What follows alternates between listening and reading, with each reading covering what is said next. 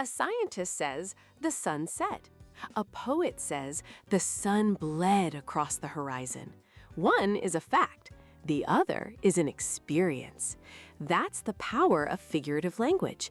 It doesn't just tell you something, it makes you feel it. To build a world a reader can step into, you have to open all 5 gates of the senses. It's not just what we see, it's the sharp ozone tang of approaching rain, the metallic rasp of cicadas, or the bitter copper taste of fear. By being specific, not just a bird, but a rain-soaked sparrow, you make the image universal. Layering these senses creates a 3D experience, pulling the reader from their chair and placing them right inside your scene.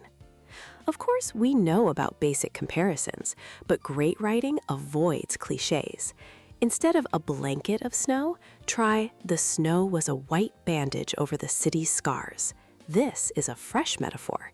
It makes you see the world differently. You can extend this idea for an entire poem, or you can give human feelings to objects, which we call personification.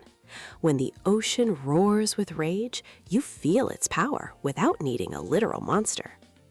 Then there are the more unusual tools. You can do the opposite of personification by giving animal traits to humans. That's zoomorphism. A crowd doesn't just gather, it swarms. A character doesn't just speak, he growls. It reveals a primal, raw emotion.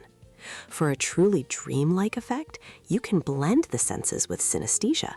Imagine tasting a color or hearing a shape, a cool blue voice, or the yellow smell of a kitchen.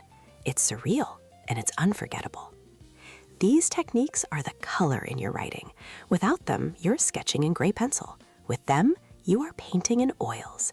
You aren't just telling a story, you are handing the reader a world. So paint boldly,